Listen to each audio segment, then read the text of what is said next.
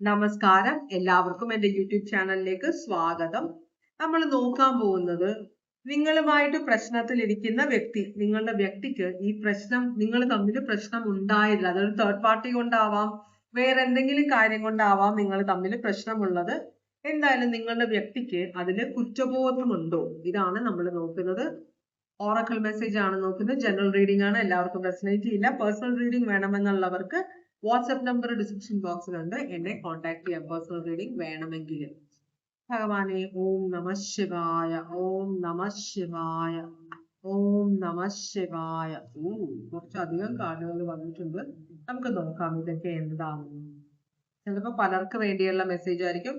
ഒന്നാമത്തെ കാർഡ് പറയുന്നത്, നമ്മൾ ഒരാളെ സഹായിക്കുമ്പോൾ അയാള് നമ്മളെ, ഇപ്പൊ ചിലര് പറയില്ല ഞാൻ എന്തൊക്കെ സാധനം കൊടുത്താണ് എന്നിട്ടും അവൻ എന്നെ വഞ്ചിച്ചിട്ട് പോയി എന്ന് പറയുന്നത്. അതിനർത്ഥം നമ്മൾ അയാൾക്ക് കൊടുത്തതെല്ലാം സ്വാർത്ഥതയോട് കൂടിയാണ്. അയാൾ എന്റെ കൂടെ നിൽക്കുമെന്ന് വിചാരിച്ച ആണ് നമ്മൾ കൊടുത്തത്. പക്ഷെ നമ്മൾ മനസ്സിലാക്കേണ്ടത്, കർമ്മം ചെയ്യുമ്പോൾ അതിന്റെ ഫലം ദൈവമാണ് തരിക. അല്ലാതെ ഒരു വ്യക്തിയെ നമ്മൾ എന്ത് കൊടുത്താലും അയാൾക്ക് നമ്മളോട് ഇഷ്ടമില്ലെങ്കിൽ അയാളെ നമുക്ക് പിടിച്ചു നിർത്താൻ പറ്റില്ല. അത് മനസ്സിലാക്കുക. രണ്ടാമത്തെ കാര്യം, നിങ്ങളിപ്പോ എന്തെങ്കിലും കാര്യം ചെയ്യാൻ ആഗ്രഹിക്കുന്നെങ്കിൽ ഇത് നല്ല സമയമാണ്, ചെയ്തോളൂ, അത് സക്സസ്ഫുൾ ആകുമെന്ന് പറയുന്നുണ്ട്.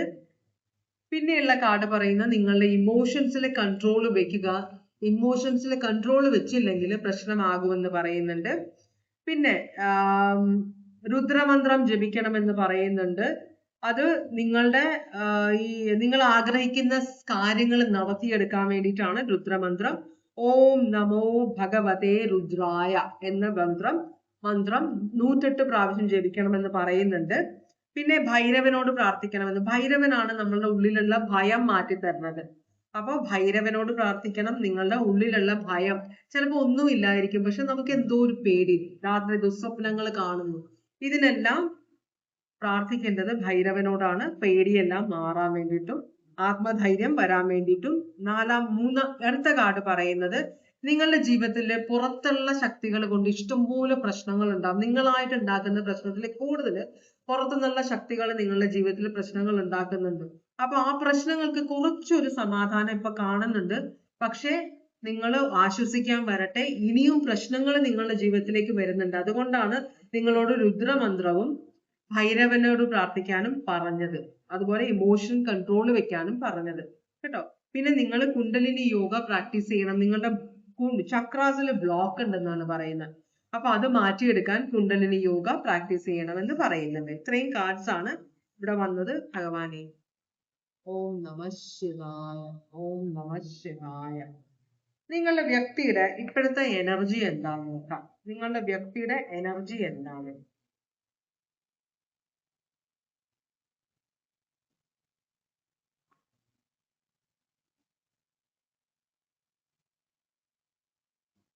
വ്യക്തി ചെയ്യുന്ന പല കാര്യങ്ങൾ കൊണ്ടും നിങ്ങൾക്ക് ഭയങ്കരമായിട്ടുള്ള മാനസിക വിഷമവും എല്ലാം ഉണ്ടാകുന്നുണ്ട്. അപ്പോ ഈ കാര്യം ചെയ്യുന്നതിൽ വ്യക്തിക്ക് കുറ്റബോധമുണ്ടോ എന്നാണ് നമ്മൾ നോക്കുന്നത്. ഭഗവാനെ, ഇവരുടെ വ്യക്തിയുടെ ഓവറോൾ എനർജി എന്താണ്? എംപറർ ആണ് ഈ വ്യക്തി ഒരു പ്രായമുള്ള എനർജി ആയിരിക്കും, അല്ലെങ്കിൽ മാനസികമായിട്ട് വളരെ മെച്ചുവേർഡ് ആണെന്ന് കാണിക്കുന്ന ഒരു വ്യക്തിയാണ്. എംപറർ ആണ്, ഒരു ചക്രവർത്തി. അപ്പൊ ഈ വ്യക്തിയുടെ പ്രത്യേകത വെച്ചാൽ എല്ലാ കാര്യങ്ങളും ഈ വ്യക്തിക്ക് കൺട്രോൾ വേണം. മനസ്സിലായോ?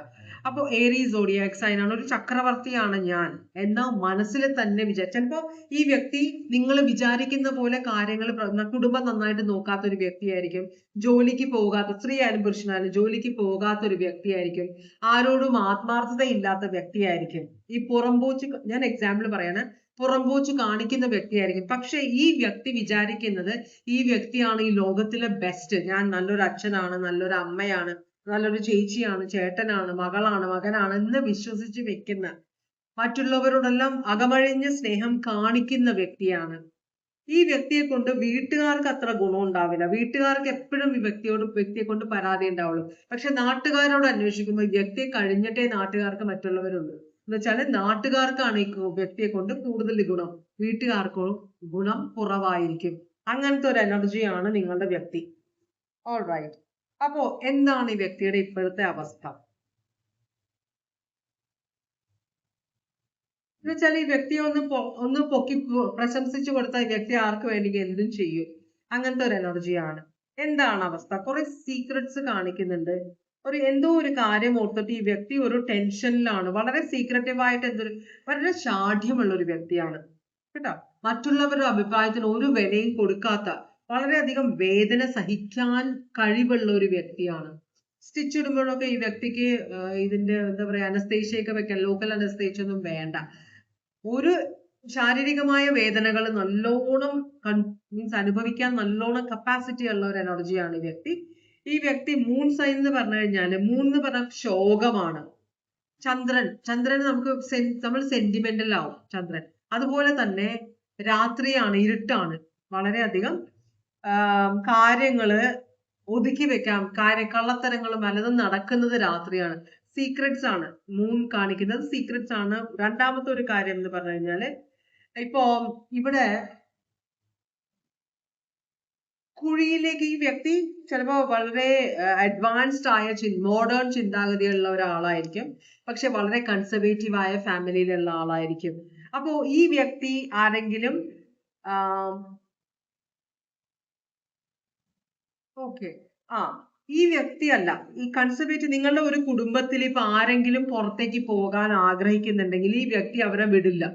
മനസ്സിലായോ? കാരണം വ്യക്തിയുടെ മെന്റാലിറ്റി അവരുടെ സുരക്ഷിതത്തിന് വേണ്ടിയാണ്. നമ്മളുടെ ഫാമിലിയിൽ നിന്ന് ആരും പുറത്തേക്ക് പോയിട്ടില്ല, നമ്മളുടെ ഫാമിലിയിൽ നിന്ന് ആരും ഇങ്ങനെ ചെയ്തിട്ടില്ല, നമ്മളുടെ ഫാമിലി അങ്ങനെ ചെയ്യില്ല. മനസ്സിലാവും? എല്ലാം ഈ വ്യക്തി ചെയ്യണം, ഈ വ്യക്തി തീരുമാനിക്കും ഇവിടുത്തെ കാര്യങ്ങൾ മൊത്തം. അങ്ങനത്തെ ഒരു എനർജിയാണ് ഈ വ്യക്തിയുടെ കാരണം. അപ്പൊ നിങ്ങൾ എന്തെങ്കിലും ആഗ്രഹം ഈ വ്യക്തിയോട് പറഞ്ഞിട്ടുണ്ടെങ്കിൽ ഈ വ്യക്തി പറയും എനിക്ക് അത് ഇഷ്ടമല്ല, നീ ചെയ്യണ്ട എന്ന് പറയും. നിങ്ങൾ ചെയ്യരുത്. എന്തുകൊണ്ടാണ്? എനിക്കത് ഇഷ്ടമല്ല. പക്ഷെ അതൊരു എക്സ്ക്യൂസ് അല്ലല്ലോ, അല്ലെ? മറ്റുള്ളവരുടെ പെരുമാറ്റത്തിന് ഫ്രീഡം കൊടുക്കാത്ത ഒരു എനർജിയാണ്. സ്വന്തം കാര്യത്തിൽ വളരെയധികം ഫ്രീഡം എടുക്കുന്ന, മറ്റുള്ളവരെ ഒരു തരത്തിലും അതിനകത്ത് കൈകടത്താൻ ആഗ്രഹിക്കാത്ത ഒരു എനർജി, വളരെ ശാഠ്യമുള്ള ഒരു എനർജിയാണ്. ആരും പറഞ്ഞാൽ കേൾക്കാത്ത ഒരു എനർജിയാണ്. ഇവിടെ ക്യാൻസർ, പൈസസ് ഉണ്ട്, ഏരീസ് ഉണ്ട്. വളരെ ശാഠ്യത്തോടെ ഇരിക്കുന്നതാണ്. പലരും പല കാര്യങ്ങളും അഡ്വൈസ് ചെയ്ത് നോക്കുന്നുണ്ട്, അങ്ങനെ ചെയ്യണ്ട, അല്ലെങ്കിൽ അവനെ പോകാൻ അനുവദിക്കൂ എന്നൊക്കെ പറയുന്നുണ്ട്. ഈ വ്യക്തി ഒരു തരത്തിലും അതിന് ചെവി കൊടുക്കുന്നില്ല എന്നാണ്. ആ വ്യക്തിയുടെ അഭിപ്രായത്തിന് ഒരു വ്യത്യാസം ഉണ്ടാവില്ല. വളരെ ശാഠ്യത്തിൽ ഇരിക്കുന്ന ഒരു വ്യക്തിയാണെന്നാണ് പറയുന്നത്. അപ്പോ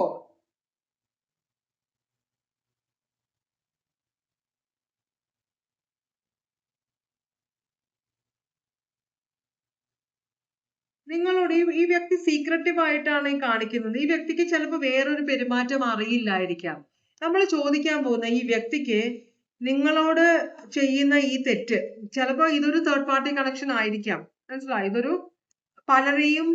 പലർക്കും ചെലവിന് കൊടുക്കുന്ന ഒരു എനർജിയാണിത്. എംപറർ ആണ്. അപ്പൊ ഒരു ആൾക്ക് മാത്രമായിരിക്കില്ല, പലർക്കും ചെലവിന് ചിലപ്പോൾ ഒരു സോഷ്യൽ സർവീസ് ചെയ്യുന്ന ആളായിരിക്കാം, അല്ലെങ്കിൽ ഫാമിലിയിലുള്ള മറ്റു വീട്ടുകാരുടെ ഒരു കാരണവരെ പോലത്തെ ഒരു എനർജി. സ്ത്രീ ആയാലും പുരുഷനായാലും എല്ലാത്തിലും കൺട്രോൾ വേണമെന്ന് വിചാരിക്കുന്ന ഒരു എനർജി.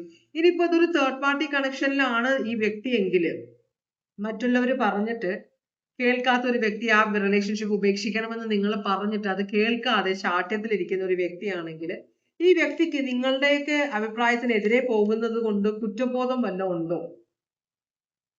ഇല്ല എന്നാണ് പറയുന്നത്. ഈ വ്യക്തിക്ക് ചിലര് നിറയെ പൈസ ഉള്ളവർക്ക് പല സ്ഥലത്ത് ബന്ധങ്ങൾ ഉണ്ടാവും, പല സ്ഥലത്ത് കുട്ടികൾ ഉണ്ടാവും, അല്ലെ? അതിലൊന്നും ഇതിപ്പോ എന്താണ് ഈ അവസ്ഥ എന്ന് അറിയില്ല. എന്തായാലും കുറ്റബോധം നമ്മൾ ചോദിച്ചപ്പോ ഈ വ്യക്തിക്ക് നിങ്ങളുടെ അവസ്ഥ എന്തും ആയിക്കോട്ടെ, ഈ വ്യക്തിയുടെ സ്വഭാവം ഇങ്ങനെയാണ്. മനസ്സിലായോ? ഈ വ്യക്തിക്ക് കുറ്റബോധമേ ഇല്ല. ആ വ്യക്തി ചെയ്യുന്നതെല്ലാം ശരിയാണ്. ഈ വ്യക്തി തെറ്റ് ചെയ്യില്ല എന്ന് ദൃഢമായി വിശ്വസിക്കുന്ന ഒരു എനർജിയാണ് നിങ്ങളുടെ ഈ വ്യക്തി. അപ്പൊ ഈ വ്യക്തി പറയുന്നത് ഞാൻ ചെയ്തത് തെറ്റല്ല, ഞാൻ പലരുമായിട്ട് ബന്ധം ഉണ്ടായിരിക്കാം, പലരെയും സഹായിച്ചിട്ടുണ്ട്, പലയിടത്ത് എനിക്ക് കുട്ടികളുണ്ട്, കുട്ടികളുടെ കാര്യമല്ല, തേർഡ് പാർട്ടി റിലേഷൻഷിപ്പ് അല്ലെങ്കിലും ഈ വ്യക്തി ചെയ്യുന്ന കാര്യങ്ങൾ പലർക്കും ഉപകാരം ചെയ്യുന്ന ഒരു വ്യക്തിയാണ്. അപ്പം വീട്ടിലുള്ളവർക്ക് ഭക്ഷണം ഇല്ലെങ്കിലും വീട്ടിൽ ഉണ്ടാക്കി വെച്ചിരുന്ന ഭക്ഷണം നാട്ടുകാർക്ക് കൊടുക്കുന്ന ഒരു എനർജി ആണെന്ന് വിചാരിക്കുക. അപ്പൊ നിങ്ങൾക്ക് അത് ഇഷ്ടമല്ല. പക്ഷേ നിങ്ങൾ ഈ വ്യക്തിയോട് പറഞ്ഞപ്പോ ഈ വ്യക്തി അതിലൊരു കുറ്റബോധമില്ല, ഞാൻ അത് കൊടുക്കുന്നത് നല്ലതാണ്, അതിന് ദൈവം എന്നെ സഹായിക്കും എന്നാണ്. പക്ഷെ നമ്മളുടെ വീട്ടിലെ ആൾക്കാർ പട്ടിണി കിടക്കുമ്പോൾ മറ്റുള്ളവർക്ക് എടുത്ത് കൊടുക്കുന്നത് ശരിയാണോ എന്ന് നിങ്ങൾ ചോദിക്കുമ്പോൾ ആ വ്യക്തി അതിനൊരു അഭിപ്രായം പറയില്ല. കാരണം ഈ വ്യക്തി ഒരിക്കലും തെറ്റ് ചെയ്യില്ല, ഞാൻ ചെയ്യുന്നതെല്ലാം ശരിയാണെന്ന് ഉറച്ച് വിശ്വസിക്കുന്ന ഒരു എനർജിയാണ് നിങ്ങളുടെ വ്യക്തി. നിങ്ങൾക്ക് നല്ല തലവേദനയാണ് ഈ വ്യക്തി അല്ലേ? Cancer, Pisces, Scorpio, Taurus, Virgo, Capricorn. പണം ആണ് ഈ വ്യക്തി മറ്റുള്ളവർക്ക് കൊടുക്കുന്നത്. പണം കൊടുത്ത് സഹായിക്കുകയാണ്. ഇനി ഈ പണം കൊടുത്ത് സഹായിക്കുക എന്ന് പറയുമ്പോൾ ഈ വ്യക്തി ഉണ്ടാക്കുന്ന പണമാണോ അതോ കുടുംബ സ്വത്താണോ ഈ എടുത്ത് ചെലവാക്കുന്നത്, അതോ നിങ്ങൾ ഉണ്ടാക്കുന്ന പണമാണോ അതോ മക്കൾ ഉണ്ടാക്കുന്ന പണമാണോ ഈ വ്യക്തി എടുത്ത് ചെലവാക്കുന്നത് നമുക്കറിയില്ല. സ്വന്തം പണം അങ്ങനെ അധികം ചെലവാക്കാത്ത ഒരു പിശുക്കുള്ള ഒരു വ്യക്തിയാണ്. അപ്പൊ ഈ ചെലവാക്കാനുള്ള പണം ഈ വ്യക്തിക്ക് എവിടെ നിന്നാണ് കിട്ടുന്നത് അല്ലെ? അപ്പോ അങ്ങനെ മറ്റുള്ളവരിൽ നിന്ന് എടുത്ത് ചെലവാക്കുന്ന ഒരാളാണെങ്കിൽ മറ്റുള്ളവരുടെ അഭിപ്രായത്തിന് എന്താണ് വില കൊടുക്കാത്തത്? ഇത് ഭയങ്കര തലവേദന പിടിച്ചൊരു എനർജിയാണ്. പക്ഷെ നിങ്ങൾക്ക് വേറെ വഴിയില്ല. ഈ വ്യക്തിക്ക് കുറ്റബോധമില്ല എന്നാണ് പറയുന്നത്. നിങ്ങൾക്കുള്ള അഡ്വൈസ് എന്താണ് ഇവിടെ നമുക്ക് നോക്കാം. ഭഗവാനെ, വീട്ടുകാർക്കുള്ള അഡ്വൈസ് എന്താണ്?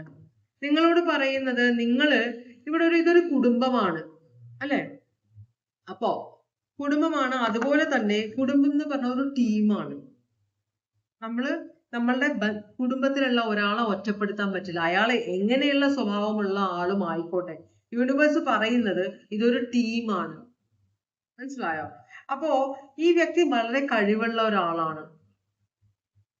വളരെ കഴിവുള്ള, മറ്റുള്ളവരെ സഹായിക്കുക എന്നത് അതൊരു തെറ്റല്ല അല്ലെ? അപ്പൊ നിങ്ങൾ ഈ വ്യക്തിയെ സപ്പോർട്ട് ചെയ്യണമെന്നാണ് യൂണിവേഴ്സ് പറയുന്നത്. യൂണിവേഴ്സ് എന്തുകൊണ്ടാണ് ഇത് പറയുന്നത് എനിക്ക് അറിഞ്ഞൂടാ. പക്ഷെ യൂണിവേഴ്സ് പറയുന്നത് ഒരു ടീമാണ്. 3 ഓഫ് പെന്റക്കിൾസ് ആണ്. 3 ഓഫ് പെന്റക്കിൾസ് പറഞ്ഞാല് ഒരു ഗ്രൂപ്പ് ഓഫ് ആളുകളാണ്. മനസ്സിലായോ? ഇതൊരു ഫാമിലി ആണെങ്കിൽ ഈ ഫാമിലിയിൽ നിങ്ങൾ ഈ വ്യക്തിയെ സപ്പോർട്ട് ചെയ്യണമെന്നാണ് പറയുന്നത്. ചിലപ്പോ ഈ വ്യക്തി ചെയ്യുന്നത് നിങ്ങൾക്ക് തെറ്റാണെന്ന് തോന്നാം. പക്ഷെ നമ്മള് ഒന്നുമില്ലാത്ത ആളുകൾക്ക് നമ്മൾ എന്തെങ്കിലുമൊക്കെ കൊടുക്കുമ്പോൾ അതിൽ കുറെ പുണ്യമുണ്ട്. അത് നിങ്ങൾക്കും നിങ്ങളുടെ പരമ്പരകൾക്കും കിട്ടുമെന്നാണ് യൂണിവേഴ്സ്. അതുകൊണ്ടാണ് നിങ്ങൾ ഒരാൾ ആർക്കെങ്കിലും എന്തെങ്കിലും കൊടുക്കുമ്പോൾ അത് മുടക്കാൻ നിൽക്കരുത് എന്നാണ് പറയുന്നത്. അപ്പോ അതിനർത്ഥം നിങ്ങൾക്ക് വേണ്ട കാര്യങ്ങൾ നിങ്ങൾ കണ്ടുപിടിക്കണമെന്നും കൂടിയുണ്ട് അല്ലെ? ഇതിപ്പോ നമ്മളുടെ വീട്ടിലേക്ക് ഒരു സാധനം ഉണ്ടാക്കി വെച്ചേക്കണം, അത് ഈ വ്യക്തി എല്ലാവർക്കും എടുത്ത് കൊടുത്തു കഴിഞ്ഞാൽ വീട്ടുകാർക്ക് കിട്ടുന്നില്ല എന്ന് നിങ്ങൾക്കൊരു അഭിപ്രായമുണ്ട്. പക്ഷെ അത് നിങ്ങൾ അഡ്ജസ്റ്റ് ചെയ്യണം എന്നാണ് യൂണിവേഴ്സ് പറയുന്നത്. ഈ യൂണിവേഴ്സ് എന്താണ് ഇങ്ങനെ പറയുന്നത് എനിക്ക് അറിഞ്ഞൂടാ. ഇതൊരു ടീമാണെന്ന്. 3 ഓഫ് പെന്റക്കിൾസ് അതൊരു ടീമാണത്. അപ്പൊ ഈ വ്യക്തി ചെയ്യുന്നത് ഭാവിയിൽ നിങ്ങൾക്ക് ഗുണകരമാകും. അതുകൊണ്ട് ഈ വ്യക്തിയുമായിട്ട് നിങ്ങൾ സഹകരണത്തോടെ പോകണം. ഈ വ്യക്തിയെ മുടക്കാൻ അല്ലെങ്കിൽ ഈ വ്യക്തി ചെയ്യുന്ന കാര്യങ്ങളിൽ തടസ്സം വരുത്താൻ ട്രൈ ചെയ്യരുതെന്നാണ് പറയുന്നത്. ചില സമയത്ത് യൂണിവേഴ്സ് പറയുന്ന കാര്യങ്ങൾ എനിക്ക് മനസ്സിലാവാറില്ല. ചിലപ്പോൾ നിങ്ങൾക്ക് മനസ്സിലാവാൻ ചാൻസ് ഉണ്ട് അല്ലേ?